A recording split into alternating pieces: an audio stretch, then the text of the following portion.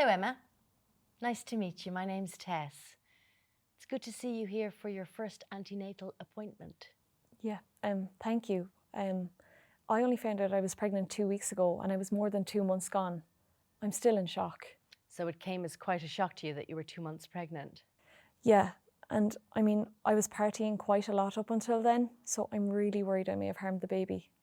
Well, you're concerned about the impact your drinking has had on your baby, as you want to give your baby the best start.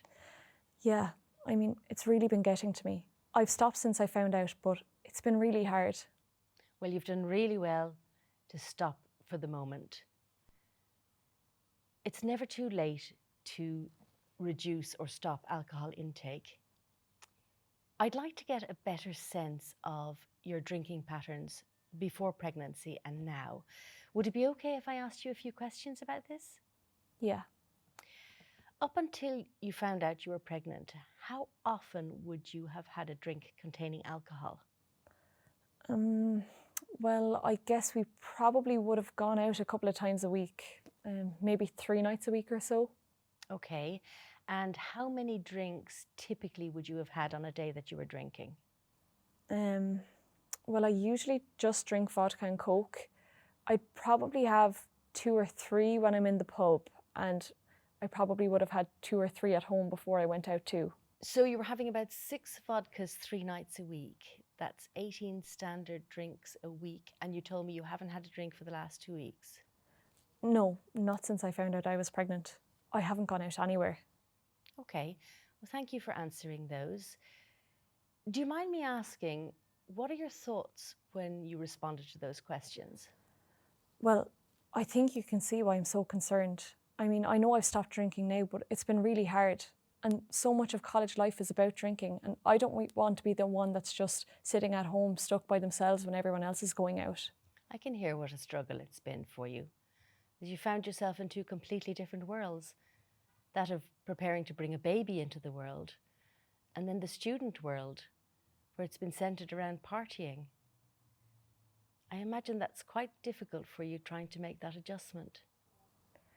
Yeah, and I mean, part of me still wants to go and live out the rest of the college life that I have, because I'm not going to be able to do it again.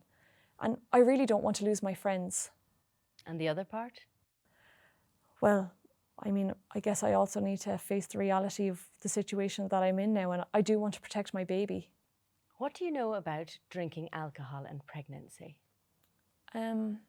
Well, I know people say you shouldn't, but I'm not really sure why. Would it help if I gave you this leaflet and take you through some of it right now? It contains everything you need to know about alcohol and pregnancy. Basically, when mum drinks, baby drinks, and it can damage a developing brain and body. I know you're concerned about your drinking over the first 2 months. And there's no way of saying how it has affected your baby yet. But if you stop now, you'll give your baby the best chance. You've done really well not drinking these last 2 weeks. How do you feel about what we've discussed? Well, then I realised that I have to stop drinking now because I want to protect my baby and I don't want to cause it any more harm. Well, I'm really glad to hear that you've made that decision.